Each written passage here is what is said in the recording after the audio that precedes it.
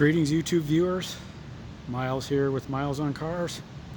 Today we're at the Mustang Owners Museum in Concord, North Carolina, outside of basically a suburb outside of Charlotte. So today we're going to do a little walkthrough of the Mustang Owners Museum and check out all the cars. There's about roughly 24 cars in here total. But the other thing too that's just completely incredible is all the memorabilia and everything that's here to view on display at the museum besides just the cars. One thing to note is one of the things they talk about is they rotate the cars in and out of the museum about every 6 months or so. So it's kind of an ever-changing, ever-evolving display of the actual cars themselves. So I'm going to touch a little bit on the cars and touch mainly on that, try to do a little bit of the memorabilia. There's so much stuff to see here that you really have to just kind of come down yourself and check it out. There's just no way I can cover it all. I mean, I suppose if I did a 2 or 3 hour video on every little thing in here, that would do it, but that would probably get pretty boring for most people. So I'm going to try to do a little walk around on all the goodies that are here and cover a good portion of the actual cars that are in residence here on this day in April of 2022. So here we go. First thing is this clay display that was donated by Ford to the museum. It's pretty cool. It's for the S550 when these cars were being designed, and according to the plaque here, it was created in 2013, and it's a rough S550 clay model. What I'll do, by the way, on most of this stuff, if you see a display like this, I'll touch on it for a couple seconds, and the best thing for you to do as a viewer, if you want to read it, is stop the video, and you'll be able to read it and see exactly what it is. I'll do that with all the cars, so you can see what the lay of the land is on that. A lot of posters here, a lot of display memorabilia, as I've said. Here's some of the cool posters, just a little handful, 96 and 99 Cobras.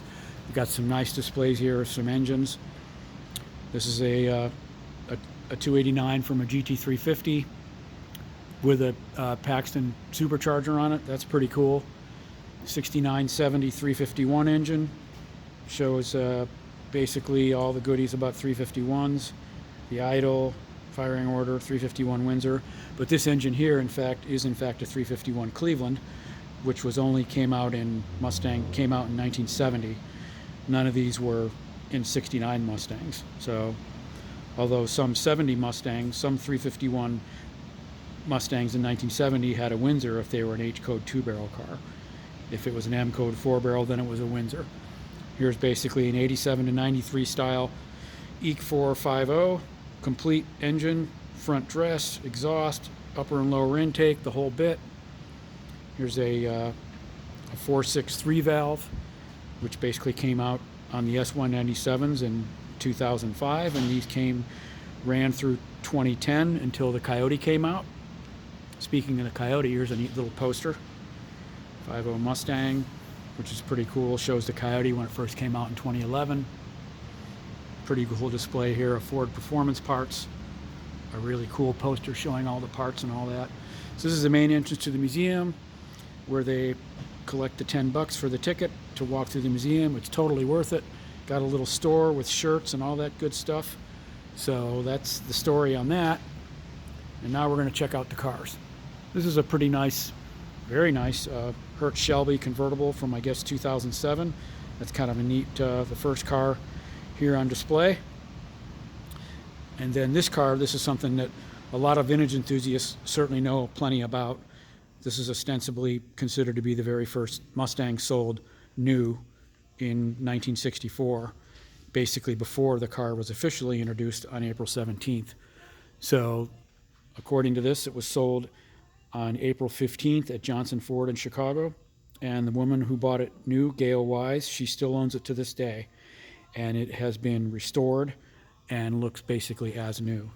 So this is a 64.5 convertible, D code, or I think it's a 260. So it's probably an F code car. The D code would be a 289. So this is basically the first room. There's essentially 3 rooms for the whole museum. So this is kind of the first room where these two cars are on display, along with the main entrance with just tons and tons of visual goodies to check out and just, look over if you're really interested in the history of all Mustangs from 1964 on up through today. So now we're going to take a look into the second room. There's this black convertible. This pretty cool. Let's see if I can get a better look at it. This was featured in Mustang Monthly in 2009. Full, really cool article written by one of my former bosses, Donald Farr. This is about many of the stories of 00004. It was one of the cars that was at the World's Fair, the New York World's Fair, upwards of over 50, well, obviously over 50 years ago. We're coming up on 60 years. So this was a feature in Mustang Monthly. See if I can get a little view of it here for you if you want to stop the video and try to read it. And this article came out in October of '09. So that's the first car in here. The next car is this gold 66 Coupe, which was also on the cover of Mustang Monthly in 2018, I think it was. So I'll back up and show you this. This is a pretty cool car, extremely rare. You'll want to read about it here quickly. I can stop you again. The best thing is for viewers to stop the video so you can read. This is a golden anniversary car, and only 50 were ever built to commemorate the Ford's success in selling 1 million Mustangs in just 2 years. So there's only, according to this plaque, there's only 5 left. Pretty awesome 66 Coupe. Got a Mustang 2 here. I believe this might be a King Cobra. So we'll take a look at the plaque on it. 1978 King Cobra with a 5.0, 302 basically, King Cobra options package, yellow decal on the hood, the whole bit. This was kind of the ultimate, to some would consider to be sort of the ultimate Mustang 2. Now we're getting into the Fox era stuff. Nice looking square light. I don't know if there's a whole lot about it. Let's see here. It's got 351. And what they do here at the museum is they just, like I said, they circle cars in and out. And you're able to, you might even get, I don't know how it works exactly. You could probably get in touch with the museum and see if they would be interested in having a car on display. I would imagine as an owner, you would have to get it here yourself. I thought about maybe trying to get my car in here. But anyway, this is a really cool Fox that was on the cover of Muscle, 5.0, and Carcraft a long time ago. So that's a very cool square light. Here's something near and dear to my heart, a blue 2001 Bullet. I used to own one of these. I bought it brand new in September of '01. I had a true blue '01 Bullet. It's the only brand new car I've ever owned. And so this is a very nice example. It shows the owner, 4.62 valve. I mean, pretty standard stuff. 6,500 produced, that's about right. The blue ones are definitely the rarest color. So, and that's what this is. Car number 7. One of 722. I was thinking it was one of 723. In any case, car number 5560. Try to get a little overview of that. I just love the dark blue on these. I've always gotten really enjoyed. I've always loved these, and that's why I bought one. Next car is this very cool 65 Fastback. Just gorgeous red paint, Shelby GT350 style hood. Here's the display on it. Got a small block with a T10 4-speed. Just super cool stance. Great wheels and tires, everything. What's not to like, right? About a red 65.6 Fastback. So that's the deal on that. Let's see what else we got here. This is another 65. This is a 65 Coupe with which has a very unusual top. I'm not sure. It's moonroof Landau top.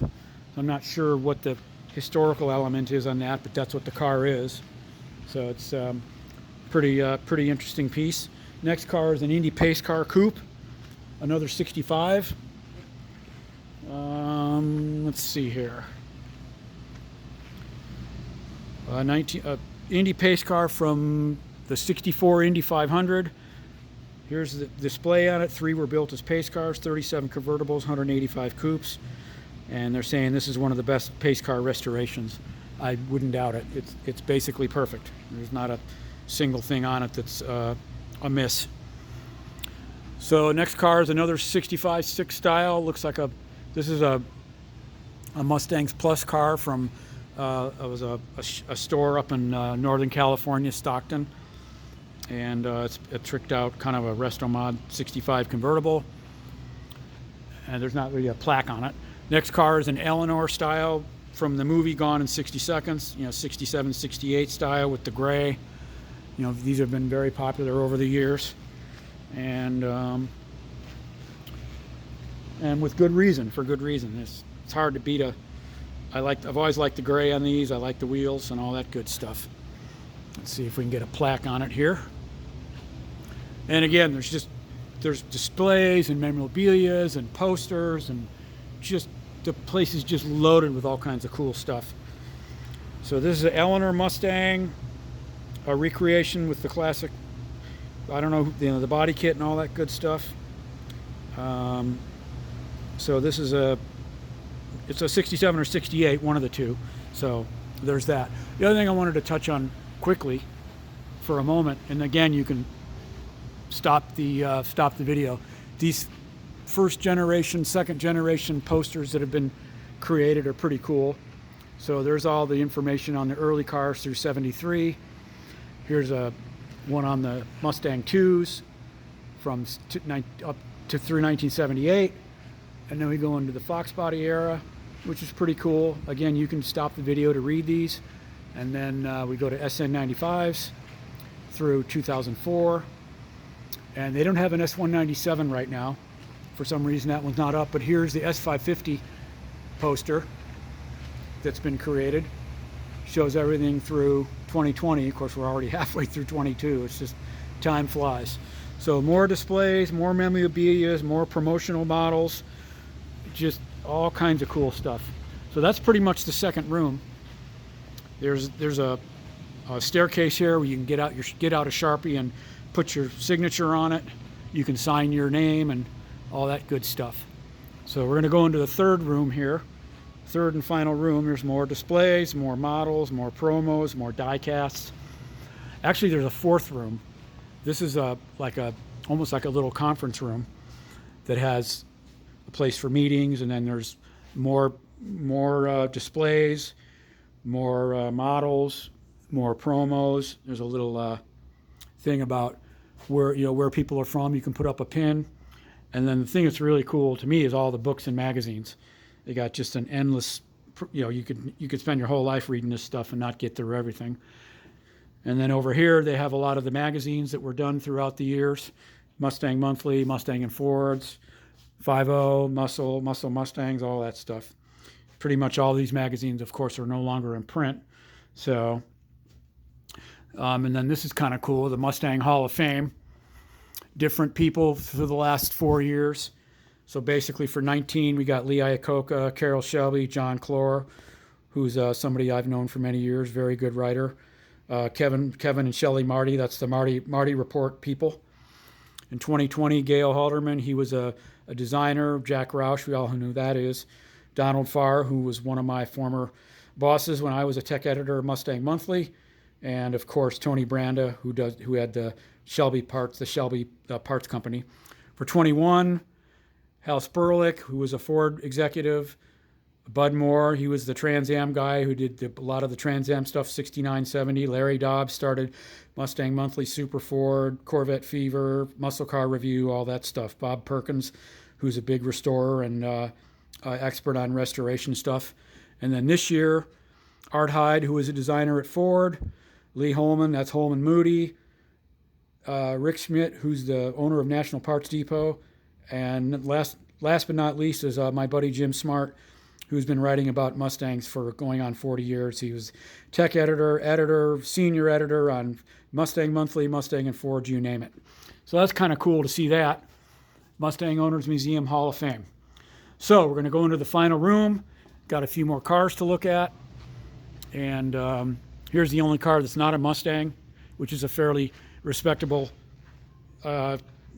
difference, a fairly respectable step away from the Mustang world. This is a 66 427 Cobra, so you can't complain too much about maybe this car's not a Mustang, but you know, so what?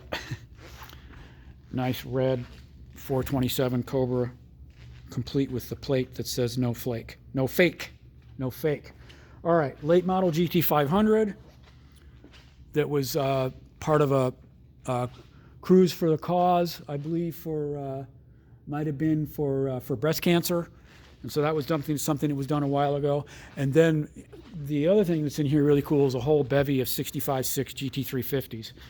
Here's one here that's pretty cool. I don't know if they give the exact numbers or not as far as which one is which. No, it doesn't exactly say. I was going to see if I could find that for you. Oh, here we go. 5S 453, 40,000 original miles, not restored. And then right next to it is another 65 GT350. Get a little shot of that. And let's see if I can dig up the number on this car. I guess maybe I won't be able to do that. So in any case, it is another real 65 350. So this is kind of cool. This is the museum's barn find. It's a real corn cob. What is it now?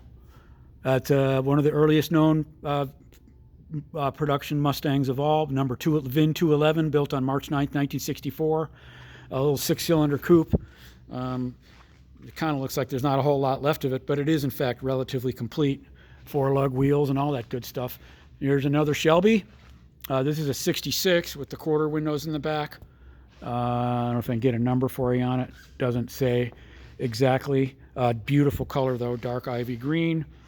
This is a 70 Boss 302, kind of a clone that was built by an enthusiast in order to go do a little vintage road racing with it, or whatever he wants to do. There's the plaque for it, and I don't know if I can get it so you can stop the video to read it. And then here's a 67 GT350 that's pretty awesome. See if I can get a better shot of it here. What's the color on this? Lincoln Gray. It's got a Paxton supercharger on it and a special order Lincoln Gray paint, 1 of 30. 67 GT350, so that means it's K code 289 and all that good stuff. And next to it is a 68 KR, Wimbledon white, of course. So I can get a better angle on it here for you without running into other cars. Beautiful white 68 GT500 KR, and there's the production numbers on these. 933 coupes and 318 convertibles. I've always known that number. The 68 KR convertibles are very rare, but there's nothing wrong with this one either. And I believe the last car that to touch on in the museum right now is another Hertz Shelby, or not, I'm sorry, the only Hertz Shelby in here at the moment. There's another 66 GT350 I just showed a minute ago, but it's not a Hertz. So as you can see, the finish on this thing is perfect. And it was on the cover of Mustang Monthly, I think back in 2016. And 45 years, it's been driven 227,000 miles. And this was the October 2016 cover of Mustang Monthly. So it's basically perfect. Close the door for those guys. So here it is from the back, and pretty awesome car. I mean, what's not to like? To my mind, what's not to like about any 65 or 6 fastback, from a 6-cylinder on up to a Shelby 65 GT350 or like this 66. So that's all the cars in the museum. Here, this is, like I said, the third and final room. I'll do a little pan on everything on the walls. Just all kinds of awesome stuff. Here again is the barn find car. Needs a little cleanup, but that's okay. Here's more display cases with die-cast models and plastic models and unopened model kits and jackets and shirts, and it's just an endless array of really, really super cool stuff.